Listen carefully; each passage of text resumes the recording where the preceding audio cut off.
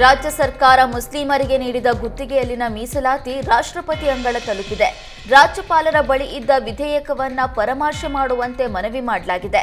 ಬಜೆಟ್ನಲ್ಲೇ ಮುಸ್ಲಿಮರಿಗೆ 4% ಗುತ್ತಿಗೆ ಮೀಸಲಾತಿ ಘೋಷಣೆ ಮಾಡಲಾಗಿತ್ತು. ಬಳಿಕ ಅಧಿವೇಶನದಲ್ಲಿ ಬಿಲ್ ಪಾಸ್ ಮಾಡಿ ಗವರ್ನರ್ಗೆ ರವಾನೆ ಮಾಡಲಾಗಿತ್ತು. ಈಗ ಥಾವರ್ ಚಂದ್ ಗೆಹ್ಲೋಟ್ ಹಲವು ವಿಮರ್ಶೆ ಮಾಡಿ ರಾಷ್ಟ್ರಪತಿಗಳ ಅಂಕಿತಕ್ಕೆ ಕಳಿಸಿದ್ದಾರೆ. ಈಗ ಪ್ರೆಸಿಡೆಂಟ್ ಸಹಿ ಮಾಡ್ತಾರಾ ಇಲ್ಲ ತಿರಸ್ಕಾರ ಮಾಡ್ತಾರಾ ಎಂಬುದು ಕುತೂಹಲ ಮೂಡಿಸಿದೆ.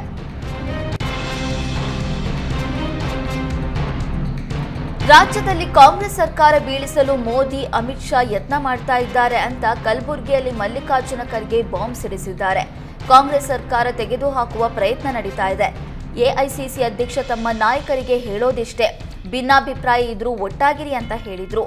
ನೀವು ಒಟ್ಟಾಗದಿದ್ರೆ ಮೋದಿ, ಅಮಿತ್ ಶಾ ನುಂಗಿ ಬಿಡ್ತಾರೆ ಅಂತ ಹೇಳಿದ್ರು.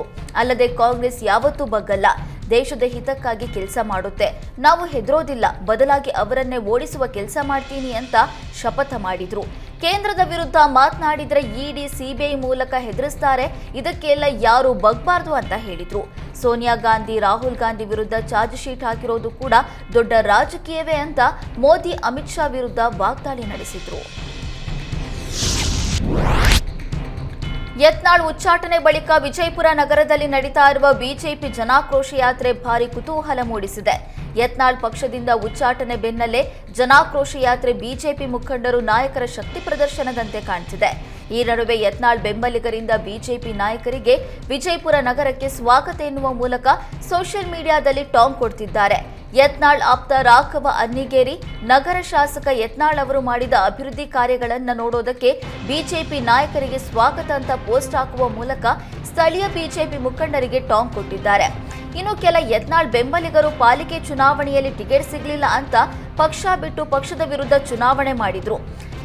ಇದು ಬಿಜೆಪಿಯ ಜನಾಕ್ರೋಶ ಯಾತ್ರೆಯನ್ನು ಯಶಸ್ವಿ ಮಾಡ್ತೀವಿ ಅಂತ ಹೇಳ್ತಾ ಇದ್ದಾರೆ ಎಂದು ಆಕ್ರೋಶ ಹೊರಹಾಕಿದ್ದಾರೆ. ವಿಜಯಪುರದಲ್ಲಿ ಜಾತಿ ಗಣತಿ ಜ್ವಾಲೆ ತಾರಕಕ್ಕೇರಿದೆ. ವರದಿಯಲ್ಲಿ ಗಾಣಿಗ ಸಮುದಾಯದ ಅಂಕಿ ಸಂಖ್ಯೆ ತಪ್ಪಾಗಿದೆ ಎಂದು ವಿಜಯಪುರದಲ್ಲಿ ಗಾಣಿಗ ಸಮುದಾಯ ಬೃಹತ್ ಪ್ರತಿಭಟನೆ ನಡೆಸಿದೆ. ವಿಶೇಷ ಅಂದರೆ ಕಾಂಗ್ರೆಸ್ ಜಿಲ್ಲಾಧ್ಯಕ್ಷ ಮಲ್ಲಿಕಾರ್ಜುನ ಲೋಣಿ ನೇತೃತ್ವದಲ್ಲಿ ಹೋರಾಟ ಮಾಡಿದ್ದು, ವನಶ್ರೀ ಮಂಗಲ ಕಾರ್ಯಾಲಯದಿಂದ ಜಿಲ್ಲಾಧಿಕಾರಿ ಕಚೇರಿವರೆಗೆ ರ್ಯಾಲಿ ಮಾಡಿ ಆಕ್ರೋಶ ಹೊರಹಾಕಿದ್ರು. ರಾಜ್ಯದಲ್ಲಿ ಗಾಣಿಗರ ಸಂಖ್ಯೆ 35ರಿಂದ 40 ಲಕ್ಷ ಇದೆ. ಆದರೆ ಜಾತಿ ಗಣತಿಯಲ್ಲಿ ಇದನ್ನು ಕೇವಲ 6 ಲಕ್ಷ ಅಂತ ನಮೂದಿಸಲಾಗಿದೆ. ಇದು ಗಾಣಿಗ ಸಮುದಾಯಕ್ಕೆ ಮಾಡಿದ ಅನ್ಯಾಯ ಅಂತ ಸರ್ಕಾರದ ವಿರುದ್ಧ ಬೇಸರ ಹೊರಹಾಕಿದ್ರು. ಸರ್ಕಾರ ಅವಕಾಶ ನೀಡಿದ್ರೆ ಗಾಣಿಗರೇ ಜಾತಿ ಗಣತಿ ಮಾಡಿ ಅಂಕಿಅಂಶ ದಾಖಲೆ ಸಮೇತ ಸಲ್ಲಿಕೆ ಮಾಡ್ತೇವೆ ಎಂದು ಕಾಂಗ್ರೆಸ್ ಜಿಲ್ಲಾಧ್ಯಕ್ಷ ಲೋಣಿ ಹೇಳಿದರು. ದಲಿತ ಪರ ಸಂಘಟನೆಗಳು ದಬ್ಬಾಳಿಕೆ ಚಾಳಿ ಬಿಡಿ ಎಂದಿದ್ದ ಶಾಸಕ ಇಕ್ಬಾಲ್ ಹುಸೇನ್ ವಿರುದ್ಧ ಸಂಘಟನೆಗಳು ಸಿಡಿದೆದ್ದಿವೆ. ದಲಿತ ಸಂಘಟನೆಗಳ ಅಧ್ಯಕ್ಷ ಕೊತ್ತೀಪುರ ಗೋವಿಂದರಾಜು ಬೇಸರ ಹೊರಹಾಕಿದ್ದಾರೆ. ಶಾಸಕರು ಅದ್ದೂರಿಯಾಗಿ ಜಯಂತಿ ಆಚರಿಸಿದ್ರು, ಆದರೆ ದಲಿತ ಸಂಘಟನೆಗಳಿಗೆ ಅಪಮಾನ ಮಾಡಿದ್ದಾರೆ. ದಲಿತ ನಾಯಕರು ಸ್ವಾರ್ಥಕ್ಕಾಗಿ ಸಂಘಟನೆ ಆರೋಪ ಮಾಡಿದ್ದಾರೆ ಅನ್ನೋದು ಸರಿಯಲ್ಲ. ಪರಿಜ್ಞಾನ ಇಲ್ಲದೆ ಹಣದ ಮದದಲ್ಲಿ ಮಾತನಾಡಿದ್ದಾರೆ. ಹಣದಿಂದ ಯಾರನ್ನ ಖರೀದಿ ಮಾಡೋದಕ್ಕೆ ಆಗಲ್ಲ. ಕೂಡಲೇ ಶಾಸಕರು ಕ್ಷಮೆ ಕೇಳಬೇಕು. ಕ್ಷಮೆ ಕೇಳದಿದ್ರೆ ಪೊರಕೆ ಚಳುವಳಿ ಮಾಡ್ತೀವಿ, ಎಸ್ಪಿಗೆ ದೂರು ನೀಡ್ತೀವಿ ಅಂತ ಎಚ್ಚರಿಕೆ ನೀಡಿದ್ರು.